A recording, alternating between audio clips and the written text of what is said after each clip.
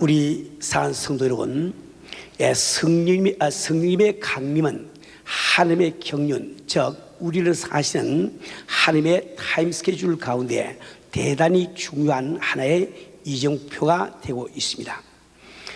참으로 재미있는 사실은 하나님의 백성인 이스라엘 백성들이 행하던 그 많은 습관과 제도들은 그대로 장차 있을 하나님의 일에 대한 예언의 뜻을 갖고 있습니다. 또 이스라엘 백성들이 지키던 절기들도 예언의 뜻을 가지고 있습니다. 예를 들어서 예수님 당시에 결혼 제도를 보게 되면은 우선 결혼을 하기 위해서는 약혼이 필요하지요. 근데 이 약혼은 지금 결혼하는 당사자가 철이 들기 전에 그 배우자 될 상대방의 얼굴을 보기 전에 부모님들이 자기들 마음대로 먼저 정해버리는 거예요. 대개의 경우에는 참 아이를 낳아서 4살, 5살쯤 되었을 때 그 아버지가 참 함께 모여서 잔치를 하면서 술을 한 잔 마시면서 기분이 좋으면은 자네 딸하고 우리 아들하고 결혼시키세요. 참 좋다. 이러면 그게 약혼이 딱 돼버린단 말이에요. 그 다음에 이 약혼된 이 두 사람이 쭉 자라서 이제 결혼 정년기가 되면은 그들은 정혼을 하게 됩니다. 이 정혼이라고 하는 것은 대개 기한이 10개월 내지 1년을 갑니다. 아마 딴 나라에서는 찾아보기 힘든 그런 풍속이지요. 이때는 이 부부가 둘이가 부부 생활을 이제 잠을 같이 안 잔다는 것만 다르지 나머지 부부로서의 모든 의무, 법적인 의무와 권리를 다 갖게 되는 거예요. 그 다음에 이제 결혼을 하게 되면은 신랑이 반드시 신부집으로 찾아갑니다. 가서 그 신부집에서 약 일주일 동안 혼인잔치를 벌이고 그 다음에 그것이 끝나고 나면은 신랑은 그 신부를 데리고 자기 집으로 오게 됩니다. 그때 이 동네 사람들은 참 이게 그 동구 밖에서 기다리다가 그 신랑이 올 때 횃불을 밝게 들고 함께 신랑 집으로 가서 잔치에 참여를 하게 됩니다. 우리 예수님께서 열처녀의 비유를 하신 것은 바로 이러한 결혼 제도가 그 배경이 되어 있는 거예요. 우리 성도는 이 이스라엘의 결혼 제도는 참 예수님의 신부될 우리가 어떻게 신부가 되는지 그 과정을 참 잘 설명해 주고 있습니다. 우리 성도는 우리가 철인하기 전에 이 우주가 창조하기 전에 아버지께서 우리를 예수님의 신부로 택해 버렸어요. 그래서 우리는 약혼한 사람이 되어버렸단 말이에요. 근데 우리는 그걸 알지 못하고 쭉 지나다가 철이 든 다음에 예수는 나의 구주십니다 하고 고백할 때 우리는 정혼하는 관계가 되는 거예요. 그래서 우리는 참 주님과 더불어 얼굴을 맞대고 보지 못하지만 우리는 법적으로 이제 참 하늘나라를 참 유업으로 받을 그리스도와 함께한 후사됨을 이 성경은 분명히 말씀하고 있습니다. 우리 성도 여러분, 이제 참 신랑이 신부 집에 가서 7일 동안 혼인 잔치를 벌린 것처럼 우리 예수는 불인간 참 이 땅에 오셔서 공중에서 우리를 만나서 7년 동안 우리 어린 양의 혼인잔치에 참여를 하게 됩니다. 그것이 끝나고 나면은 이제 천년왕국을 지나서 우리는 주님을 쫓아서 영원한 아버지 집에 가서 참 영원한 복락 가운데 주님과 더불어 살게 되어 있다 말이에요. 우리 성도는 이 이스라엘의 절기도 마찬가지로 장차 있는 일들을 이렇게 예언적으로 표현을 해줍니다. 예를 들어서 6월절이 끝나면 그날부터 50일이 지난 다음에 오순절이 오게 됩니다. 이 오순절은 다른 말로 77절이라고 부릅니다. 77은 49, 49일이 지난 그 다음에 해서 77절이라고도 부르고 또 그것을 다른 말로 이렇게 출애굽기 23장 16절에 보면은 추수절 혹은 민수기 28장 20주에 보면 초실절이라고 표현되어 있습니다. 이것은 무슨 뜻인가 하니까 이스라엘 백성들은 그 6월절이 될 때 그때 이제 보리를 갖다가 거두어들이고 밀을 심게 되는 거예요. 그 밀을 심은 다음에 약 50일이 지나면 밀이 다 익어가지고 첫 이삭을 갖다가 걷게 됩니다. 그때 그 참 추수하시는 하나님 앞에 감사를 드리기 위해서 이렇게 그 오순절 혹은 초실절 혹은 그 추수절 이것을 지나게 된다 말이에요. 우리 성도는 근데 우리 예수님께서는 참 십자가를 지고 돌아가셨습니다. 바로 6월절이라고 하는 것은 우리 주님의 십자가 사건을 이야기를 하고 있죠. 근데 우리 예수는 부활하신 다음에 40일 동안 제자들에게 보이시다가 그분은 성천하시면서 제자들에게 성령 오실 때까지 예루살렘을 떠나지 말고 기다리고 말씀하신다 말이에요. 그때 그 제자들은 열흘 동안 참 주 앞에 간절히 기도에 힘쓰다가 오순절날 바로 성령이 임하시게 되는 거예요. 무슨 뜻입니까? 우리 예수님이 십자가를 지고 돌아가시면 그래서 끝나는 사건이 아니고 그것은 바로 씨앗을 심은 것 같다는 거예요. 근데 참 예수 그리스도의 참 이 그 십자가 사건, 즉 씨앗으로 말미암아 하나님께서 걷기를 원하시는 열매가 무엇인고, 그것이 바로 성령님의 강림이란 말이에요. 우리 성도는 그렇기 때문에 이 성령을 받는다고 하는 것은 교회를 다니는 사람들이 반드시 거쳐야 될 이런 그 경험이 되는 것입니다. 저는 지난주에 성령을 받는다고 하는 것은 바로 우리 구원을 이루기 위한 필요 불가이란 조건이라고 말씀을 드렸습니다. 왜냐하면 우리 주님께서 친히 말씀하시기를 진실로 진실로 내게 이르노니 사람이 거듭나지 아니하면 하늘나라를 볼 자가 없느니라. 또 우리 주님은 말씀하시기를 진실로 진실로 내게 이르노니, 진실로 진실로 두 분 들어가면은 우리 주님이 지금 강조하고 계신 거예요. 힘을 주어서 말하고 계시단 말이에요. 내게 이르노니 사람이 물과 성령으로 나지 아니하면 하나님 나라에 들어갈 수 없느니라. 즉 우리가 구원을 받기 위해서 반드시 성령 받음을 이 성경은 말씀을 하고 있습니다. 뿐만 아니라 이 성령을 받는다는 것은 결코 부담스러운 일이 아니고 우리에게 무한한 축복이 됨을 말씀을 드렸습니다. 그래서 지난주에 이어서 이번 주에도 성령이 임하시면 이런 제목을 가지고 잠시 말씀을 나누기를 원합니다. 우리 성도는 성령께서 임하실 때 뒤따르는 여러 가지 일 가운데서 지난주에 세 가지만 말씀드렸어요. 제일 첫째, 성령을 받으면 무슨 일이 일어나고 내 마음에 무한한 기쁨을 맛보게 된단 말이에요. 이 세상에서 도무지 맛보지 못하던 그런 기쁨을 우리가 맛을 보게 됩니다. 그다음에 두 번째로 참 성령이 임할 때 우리는 비로소 참다운 회개를 할 수 있다고 말씀을 드렸어요. 성령이 임하시기 전까지 어떤 사람도 하나님 앞에 참다운 회개를 못합니다. 왜 그런가 하니까 무엇이 참다운 죄인지 알지 못하기 때문에. 근데 성령이 임하셔서 그 성령께서 내 마음속에 책망하실 때, 즉 나를 나무라서 깨닫게 하실 때 나는 비로소 하나님 앞에 무엇이 죄인지를 깨닫고 철저하게 회개를 하는 거예요. 이 회개를 할 때 하나님과 나 사이가 아주 가까워진 것을 우리는 체험을 하게 됩니다.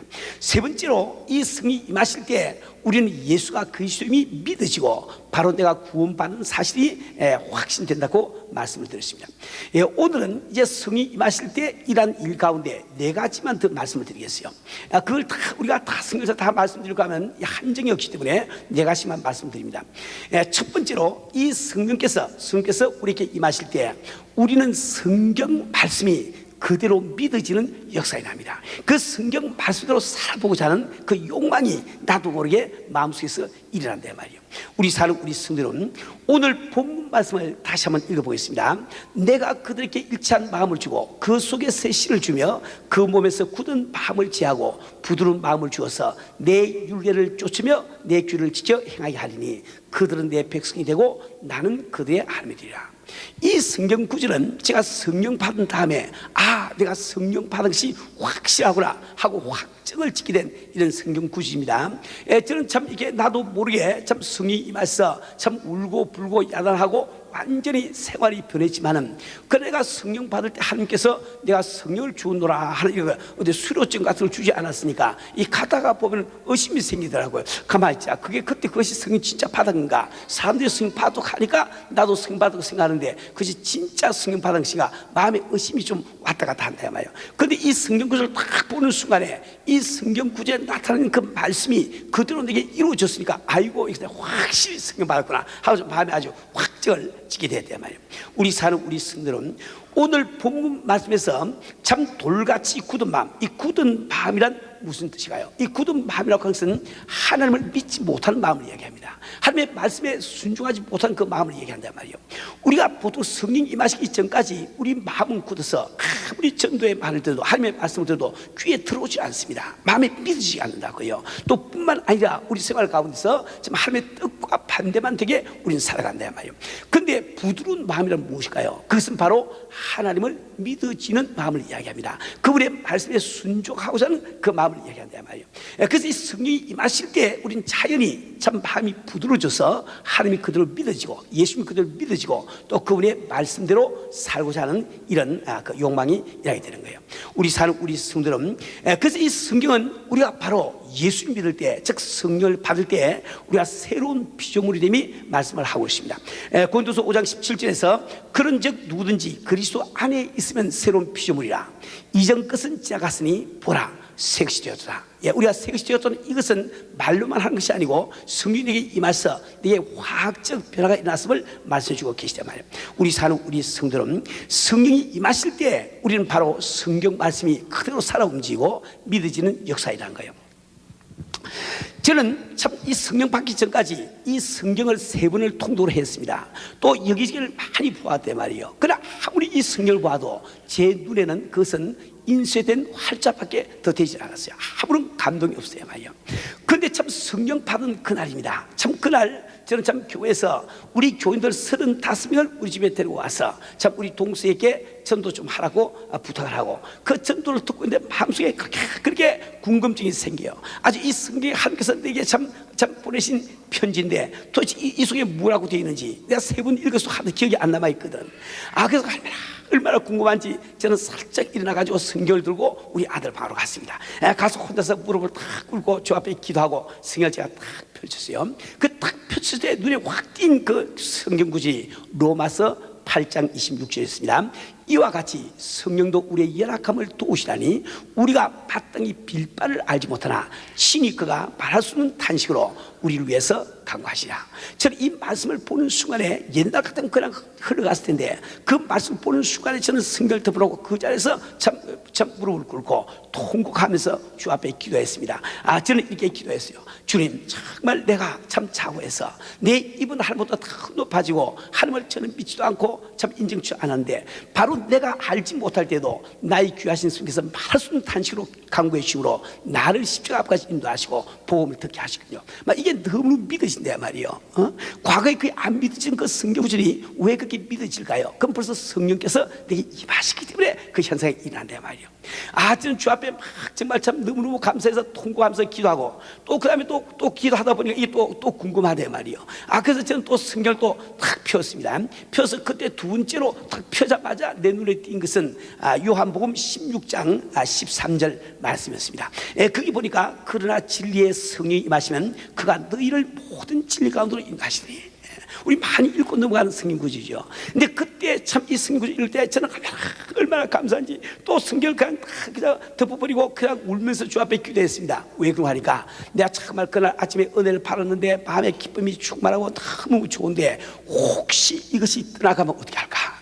내가 정말 예수 믿는 믿음이 되게서 떠나가면 어떡할까? 마음속에 굉장히 불안하고 좀 걱정스러운 마음이 있는데 이것을 딱 보니까 진리의 성령이 내게 임하시면 너를 모든 진리 가운데 인도하시고 이 말씀이 너무 믿으신다. 저는 아주 주 앞에 통곡하면서 감격해서 막 기도했습니다. 주여, 이제 정말 안심입니다. 이제는 안심이다. 성령께서 나를 모든 진리 가운데 인도하신다니 이제 안심이다. 난 주를 떠나 갈 곳이 없군요. 주님을 떠나서 갈 곳이군요. 얼마나 그 말씀 믿으시는지. 우리 사는 우리 성도는 우리가 정말 성령이 내게 임하실 때 비로소 우리가 그 말씀이 믿어지는 역사가 일어난단 말이에요. 또 우리가 그뿐만 아니라 성령이 임하시면 그 하나님의 말씀대로 살고자 하는 욕망이 일어나게 되어 있습니다. 그 이유가 무엇일까요? 그것은 구약시대에 산 사람들은 말씀대로 사는 것이 참 힘들었습니다. 너무너무 힘들었어요. 왜 그러니까 그들에게는 말씀이 밖에서 들려왔대요 말이에요.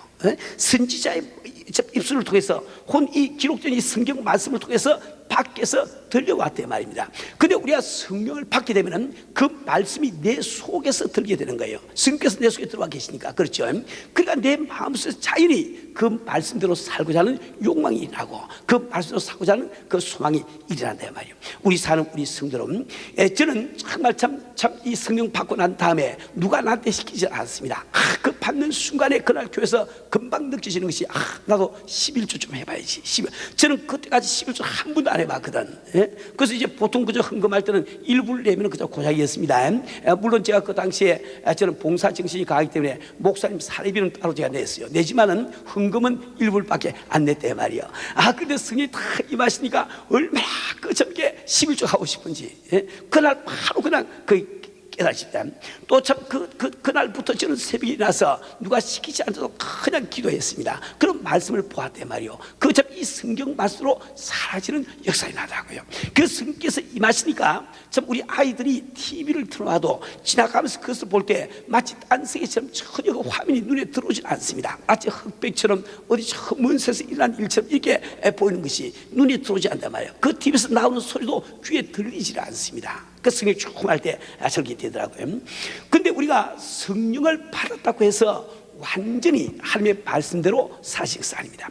우리가 성령께서 강하게 임하시면, 물론 이제 성령께서 임하실 때 분량이 다 다릅니다. 그래서 이 체험이 다를 수가 있단 말이에요. 근데 여러분 강하게 성령 받으시면 적어도 한 일주일 혹은 한 달 정도 여러분은 완전히 성령에 압도가 돼서 전혀 죄질 생각도 들지 않고 그 하나님의 말씀으로 사라집니다.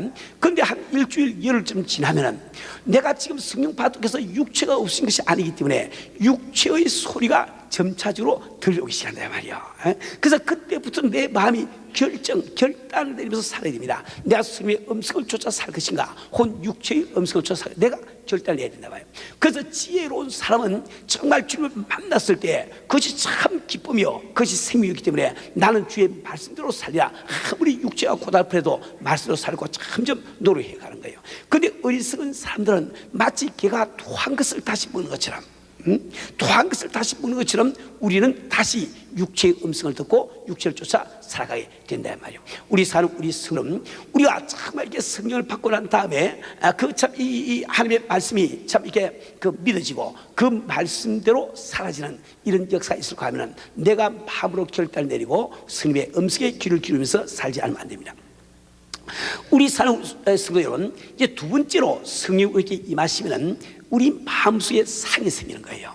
자, 이때 이 상이라고 하는 것은, 이 상이라고 하는 것은 세상 상을 이야기하는 것이 아닙니다. 이 세상에도 상이 있습니다. 그래서 이 세상에 많은 그 유행가들이 상을 노래하고 있죠. 근데 세상 상은 어떤 상입니까? 그것은 내가 상할 수 있는 삶을 찾아서 상하는 것이 세상 사랑이에요. 내가 참 이 세상 상은 어떤 사랑인가? 그래서 내가 함께 살고 있는 사람, 혹은 만나는 그 사람이 참 내가 사랑할 만한 사람으로 변해주면 사랑하는 것이 이 세상 사랑입니다. 그러나 이 하나님의 사랑은 바로 있는 것을 인정하고 무조건 하고 사는 그 상을 이야기하죠. 있는 것을 그대로 인정하고 사는 그 상을 이야기합니다.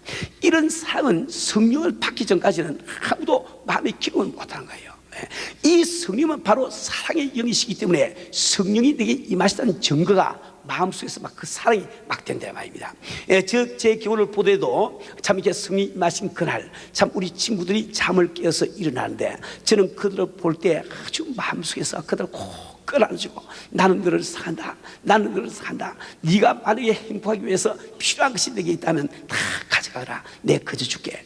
그 말 하고 싶더라고요. 간이 필요하니 간 빼줄게. 나는 그때 간 빼준다는 말이 무슨 말인지 그때 깨달았습니다. 얼마나 그게 참 좋은지. 또 좀 우리 집사람이 참 잠을 깨고 나오는데 볼 때 저는 깜짝 놀랐어요. 성령 받고 나니까 왜 자기 아내가 그렇게 아름답게 보입니까? 아이고 내가 저렇게 아름다운 사람하고 13년 살았더니 저는 깜짝 놀랐대요 말이요. 그날 참 교회를 가는데, 차를 몰고 가는데 그 길가에 삶에 서 있으면 제 마음은 꼭 차를 세우고 내려서 그 사람은 꼭 한번 깨어나주고, 모르는 사람이지만 꼭 한번 깨어나주고, 난 정말 당신은 사람이다, 당신이 행복해서 필요한 것이 있다면 그저 가져가세요. 내 눈이 필요합니까? 빼드리죠. 막 눈알 또 빼주고 싶은 그 마음이 막 생기더라고요. 그런데 내가 그렇게 하면 사람들이 미치다고 그럴 거 아니에요? 정신병으로 잡아갈지 모른단 말이에요. 그래서 제가 참고 교회를 갔습니다. 우리가 정말 성령이 내게 제대로 임하시면 자연히 우리는 상을 하게 됩니다. 왜? 성령의 열매가 처음이 상이니까. 그렇죠. 우리 사는 우리 성들은 우리가 정말 참 이 성령이 임하시고 또 성령 충만해서 이 사랑이 가능한 것은 우리 삶에 얼마나 좋은지 모릅니다. 우리 사는 우리 성들은 왜 우리는 고달픈 인생길을 살아가고 있습니까? 왜 우리는 괴로운 참 인생길을 걸어가고 있냐 말이요. 왜 우리는 짜증으로 가득 찬 생활을 하고 있습니까? 그것은 거의 대부분이 내가 만나는 사람들이 마음에 들지 않아서 그런 거예요. 왜 저 사람 저 모양일까? 왜 저 사람 저 모양일까? 그 사람들이 내 뜻에 맞게 행해주지 않기 때문에 우리 사람들은 다 짜증스럽게 고통 가운데 산다 말이에요. 근데 우리가 한번 이 마음, 즉 성이 임해서 이 상이 마음속에 확 생기게 되면 그때는 딴 사람이 흠이 보이지 않는 거예요. 그래서 내가 참 마음 편하게 행복하게 살 수 있단 말이에요. 참 중국의 신발이 생긴 유래에 대해서 제가 여러분 이렇게 이야기를 들었습니다. 우리 또 새로 오신 분들을 위해서 한번 다시 말씀드리려고 합니다. 옛날에 중국에 신발이 없을 때가 있어요. 근데 그때 왕이 있었는데 그 왕에게는 어린 귀여운 공주가 있었답니다. 근데 그 참 왕이 그 공주를 너무너무 사랑했는데 하루는 그 공주가 밖에 나서 놀다가 돌부리에 뒤꿈치가 발 뒤꿈치가 찔려가지고 피를 철철 흘리면서 울면서 돌아왔습니다. 왕은 그것을 보면서 너무 놀랐어. 너무 참 이렇게 그 마음이 아팠습니다. 그는 총리 대신을 부르서 명령을 내렸어요. 3일 이내로 중국 전역에 카페트를 깔라 하고 명령을 딱 내렸단 말이에요. 근데 이 참 총리 대신이 무슨 재주로 그 사흘 안에 중국 대륙에 카페트를 깔 수가 있겠어요? 그 당시에는 왕의 명령을 지키지 않으려면 그런 참수 죽는다 말이에요. 그래서 이 참 총리 대신 집에 가서 이제 중국군하고 쿵쿵 앓고 있는데 그 집에도 또 어린 딸이 있습니다. 그 어린 딸이 이야기하기를 아버지 무엇 때문에 그렇게 염려를 하세요? 그 아버지가 그 설명을 다 했습니다. 그때 그 어린 딸의 한 말이 아버지 문제 없습니다. 제가 사흘 안에 카페를 다 깔지요. 날 왕에게로 좀 데려가세요. 그게 할 수 있어가지고 이 어린 딸을 왕에게로 데려갔단 말이에요. 그래서 왕이 네가 무슨 재주로 중국 대륙에 사흘 안에 카페를 다 깔겠느냐 그랬더니 그때 어린 딸이 한 말이 왕이요 좋은 아이디어가 있습니다. 공주님 발바닥에 카페만 깔아버리면 다 깔린 거지요. 그렇지 않습니까? 공주님 발바닥에 카페만 깔아보면 어디까지 카페도 다 있다 말입니다. 그렇죠? 그래서 신발이 처음 생겼대요. 우리 성도는 우리는 정말 인생의 지혜를 배워야 됩니다. 우리가 정말 살아가면서 참 이 함께 살고 있는 남편 혼 아내 혼 또 형제 자매 참 부모나 자식 혼 또 이웃들 길가에 서쳐가는 그 사람들 때문에 짜증을 내고 참 이렇게 하는 것은 마치 중국 대륙에 카페트를 까는 것처럼 불가능하단 말이에요. 어떻게 당신이 그분의 마음을 바꿀 수가 있겠어요? 그렇죠? 그러니까 내 마음에 카페트만 깔아버리면 문제가 다 해결돼 버려. 그죠? 우리 마음속에 정말 성령 충만해서 참 누구나 있는 그대로 인정하는 이 상이 딱 생겨버리면 아주 다 보는 곳이 다 낙원이요. 지나는 곳이 다 낙원이란 말이에요. 그러니까 다 천국이 된다는 말입니다. 그래서 이 가정도 천국이 되고 이 교회도 천국이 되고 우리 직장도 천국이 될 수 있는 이유가 바로 거기 있는 겁니다. 우리 사는 우리 성들은 우리가 정말 이 성께서에게 임하실 때 우리는 이 상이 우리 마음속에 가능한 것을 꼭 기억하기 바랍니다. 세 번째로 성령이 임하시면 우린 전도하고자 하는 열망이 생깁니다. 성령을 받기까지는 전도를 하더라도 억지로 하게 됩니다. 그래서 전도가 힘이 들고 참 몸이 잘 움직여주질 않는 거예요. 그런데 한번 성령이 딱 임하시면 이 성령은 예수를 증거하기 위해서 오신 영이기 때문에 성령 받은 그 사람은 자기도 모르게 그날부터 막 전도를 안 할 수가 없는 거예요. 전도를 하지 않고는 배길 수가 없는 이런 마음을 품게 되는 겁니다. 우리 사는 우리 성도는 그래서 우리 예수님께서 제 아들에게 참 이 성이 임하실 때까지 예루살렘을 떠나지 말라고 말씀하시오. 이번 사도행전 1장 8절 말씀을 다시 한번 참고해 보면 오직 성령이 너에게 임하시면 너희가 권능을 받고 예루살렘과 온 유다 땅과 사마리아 땅까지는 내 증인이 되리라. 우리 예수는 한 번도 우리에게 너희가 증인이 되라 하고 명령하지 않았다고요. 그러면 성령을 받으라고 명령했습니다. 성령 받으면 증인은 자인이 된다 이 말이에요. 왜? 내 속에서 예수를 증거하기 위한 성령이 계시니까 자연히 이렇게 전도를 하게 되는 겁니다. 우리 사는 우리 성도는 우리는 정말 전도라는 것이 얼마나 중요합니까? 그 이유를 세 가지만 간단히 다시 한번 말씀드리겠습니다. 참 우리 사실 우리 아버지께서는 이 시간도 참 구원받지 못한 구원 때문에 눈물을 흘리고 계십니다. 그런데 그분의 눈물을 흘리시면서 왜 이 구원을 위해서 전능하신 하나님이 손을 못 쓰신가? 그것은 바로 먼저 믿고 있는 당신과 나를 사신 그 사랑 때문에 우리가 그 천하보다 귀한 영혼을 구원한 상급을 받기 위해서 하나님의 손발이 묶여 있는 거예요. 그래서 우리가 하나님의 심령을 아는 그 사람은 전도를 하지 않아야 됩니다. 또 두 번째로 전도야말로 우리 성도가 지상에 살고 있는 목적이요 교회가 이 지상에 존재하는 목적입니다. 또 전도야말로 세 번째로 우리가 하늘나라에 갔을 때 그것이 나의 상급이 되고 우리의 미루간 됨을 잘난다 말이에요. 이토록 귀한 참 귀중한 전도를 우리가 하기를 원한다고 하면 먼저 성령을 받으시고 성령 받으신 분들은 다시 성령 충만하게 해서 노력을 하세요. 그럴 때 우리는 비로소 자연스럽게 이 전도가 가능하게 되는 거예요. 저는 이게 참 성령 받은 그날 제가 참 이 예배를 보면서 참 회개하면서 울다가 정신을 차려보니까 예배는 다 끝났는데 저는 제가 그때 그때까지 이렇게 교회에서 교인들 데리고 술 마시고 뭐 이렇게 하던 주동자였는데 제가 막 눈물을 흘리면서 우리 교인들 손을 붙들고 제가 막 이렇게 호소를 하고 있어요. 야, 박 집사야, 너나 나나 다 교회는 다르지만 이 기독교는 인간이 만든 종교로 알고 다니지 않았니? 그런데 그게 그렇지 않아. 너와 나를 창조하신 하나님이 살아계시고 나는 그 하나님을 만났어. 너도 하나님 만나야 돼. 오늘 우리 집에 좀 가자고 말이야. 제가 막 우리 교인들 보고 막 울면서 그런 이야기를 했어. 참 그 당시 우리 교회 출석교인이 한 45명 되는데 그날 바로 35명을 우리 집에 데려가서 전도가 시작됐다고요. 저는 그 다음 날부터 무슨 종업원들 일 시키고 내가 그게 아니고 아주 회사를 확 닫아버렸어요. 딱 닫아버리고 열흘 동안 이 LA 전체에서 내가 아는 사람은 다 찾아가서 전도했습니다. 근데 그때 전도할 때 저는 전도 폭발도 몰랐고 사역리도 몰랐고 아무도 모르죠. 제가 그저 전도하면서 간단합니다. 야, 너나 나나 오늘까지 참 이 기독교를 인간이 만든 종교를 알고 살아오지 않았니? 걔는 그렇지 않아. 너와 나를 참 열심히 하면서 살아계시고 나는 하나님을 만났어. 너도 하나님 만나야 돼. 이렇게 전할 때 그 사람들이 얼마나 그렇게 막 변하고 성령을 받는지. 그분들 가운데 지금 목사님 되시고 이렇게 선교사 되시고 참 많이 계십니다. 지금 중국에서 수고하신 이 이반성 목사님도 그 당시에 그때 전도 받고 변화됐거든요.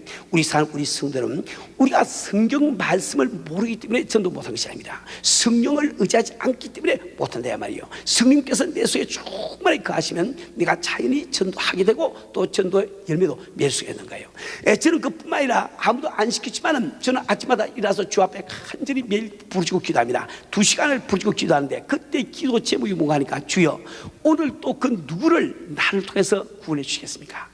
어떤 영혼을 나를 위해서 구원해 주시겠습니까? 저는 간절히 기도하고 나가면은 하루에 한 4집 정도를 만납니다. 그 4집 만나서 전도를 하게 되는데 무슨 길가에서 언뜻 이렇게 예수님께서 이 전도하는 것이 아니고 꼭 그 길이 열려서 그 집까지 찾아 들어가서 차를 얻어 마셔가면서 커피를 마셔가면서 무슨 과일이나 과자를 대접하면 먹어가면서 식사 때 되면 점심 식사 대접 받아가면서 앉아가지고 그냥 전도한다고. 전도해서 그 자리에서 성령 받기까지 기도하고 다 하거든요. 그러니까 매주 교회 가면은 그 당시에 제가 인도해 온 가정들이 한 5가정 6가정 매주 옵니다. 그래서 예배가 끝나고 나면 우리 딴 집사님들이 야 오늘 뭐 예배는 김유사 위해서 본 것 같네 이런 거 농담을 할 정도로 그렇게 많은 사람들이 교회를 따라와요. 그래 한 45명 모이던 그 교회가 금방 180명 올라가 버리더라고요. 우리 성도는 참 귀중한 이 전도도 반드시 성령이 임하시면 가능한가 이걸 꼭 믿으시기 바랍니다. 그 다음에 네 번째 이제 마지막으로 이 성령이 임하시게 되면 자연히 위증과 꿈이 생기는 거예요. 위증과 꿈이 생긴단 말이에요. 이 성령 강림과 직접적인 관계가 있는 사도행전 2장 17절 말씀을 다시 한번 상고해 보시길 바랍니다. 하나님이 가라사대 말세 내가 내 영으로 모든 육체에게 부어주리니 너희 자녀들은 예언할 것이요 너희의 젊은이들은 환상을 보고 너희의 늙은이들은 꿈을 꾸리라. 성령이 임하시면 어떻게 인다고 그랬어요? 우리 자녀 즉 젊은 사람들이 참 이 환상을 보고 나이 많은 사람들이 꿈을 꾸라고 말씀하시단 말이에요.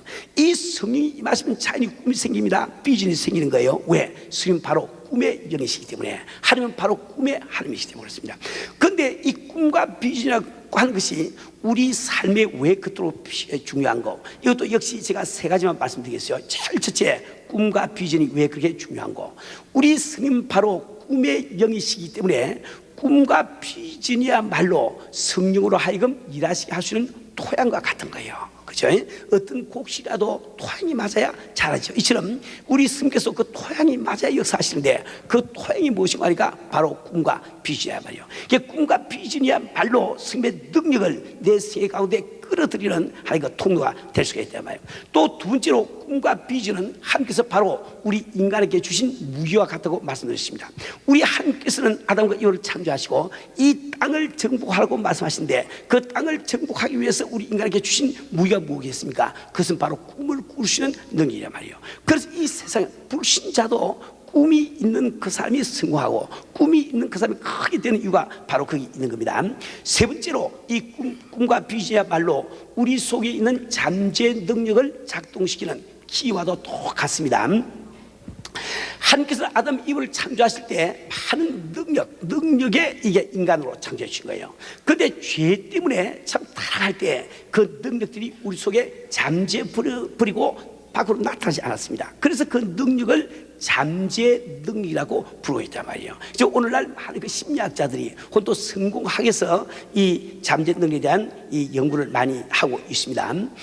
근데 이 잠재 능력이 참 밖으로 나오게 되면은 기적적인 일들이 우리 주변에서 일어납니다. 그래서 여러분들이 이 세상에서 큰 일을 이룩한 모든 사람들은 자연적인 두뇌나 자연적인 노력까지 일하고 있지 않습니다. 그들은 자기가 모르는 가운데 잠재력이 나와서 환경을 변화시키고 주변에 있는 사람들의 마음을 변화시킨단 말이에요. 근데 우리 속에 들어있는 그 참 이 잠재 능력을 작동시키는 그 키가 무엇이냐? 그것이 바로 꿈이요 비전이야 말이요. 우리 사는 우리 성들은 정말 우리가 참 성이 임하실 때 참 이 내가 과거에 꿈꾸지 못한 이런 일들을 꿈을 꾸어야 됩니다. 참 성님은 제한을 받지 않고 참 무한하신 우리 영이시기 때문에 그 성이 임하실 때 그 꿈이 무한대로 이렇게 자란단 말이에요. 우리 교회가 참 세계 성교의 꿈을 꾸고 있는 것도 바로 성님으로 말미암아 가능한 것이, 그렇지 않으면 안 되는 거예요. 저는 참 이게 주님 영접할 때까지, 성령 받을 때까지 42살 살 때까지 저는 정말 보잘것없는 인생을 살아왔습니다. 정말 보잘것없는 인생을 살아왔습니다. 그런 인생을 살아왔지만은 참 성이 다 임하시고 나니까 나도 주님의 참 심판되었을 때 1등상 하면 타리라. 나도 주님 앞에 드러날 때는 성공자 합니다. 그 꿈이 생기더냐 말이요. 교회 목회에 대한 꿈이 생기고 세계 성교에 대한 꿈이 생기더냐 말이요. 그건 성령께서 주신 꿈이란 말이에요. 우리 사는 우리 성들은 우리가 바로 성령 충만할 때 이 꿈이, 이 비전이 우리 마음속에 영롱하게 있는 겁니다. 우리 사는 우리 성들은, 저는 지금 성령이 임하시면 일어나는 일 가운데 7가지만 이렇게 말씀드렸습니다. 첫 번째로 뭐라고 했어요? 기쁨이 충만이 됩니다. 두 번째로 참다운 회개가 가능합니다. 그래서 주님과 나 사이에 교통이 가능하단 말이에요. 세 번째로 예수가 그리스도의 힘이 믿어지고 또 구원의 확신이 생기게 되는 거예요.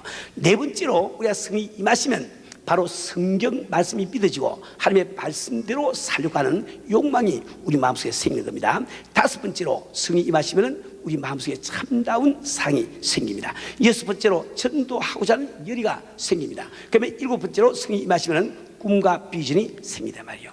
우리 사는 우리 성들은 오늘 우리 가운데 아직 성령 받지 못한 우리 형제자매가 계시면 여러분들은 성령 받기 위해서 힘을 쓰세요. 너희가 참 전심으로 나를 자꾸 찾으면 내가 너를 만나고 약속을 하고 있습니다. 성령 받으신 우리 성도들도 우리가 성령 충만해서 노력해야 되는 거예요. 지금 말씀드린 7가지 이런 정상이 여러분 마음속에 나타나지 않으면 무언가 지금 잘못되어 있는 겁니다. 성령 충만이 안 돼 있단 말이에요. 우리 사는 우리 성도들은 오늘 여러분들 이 말씀을 꼭 기억을 하세요.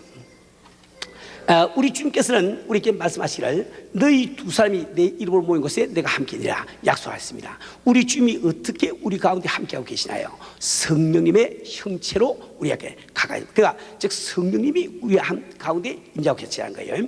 그런데 이 성경 말씀을 성경 우리에게 말씀하시기를 야고보서 4장 5절 말씀을 보면 하나님께서 너희 속에 두신 성령께서 너희를 시기하기까지 사모하신다고 하신 말씀을 헛된 줄로 여기니요.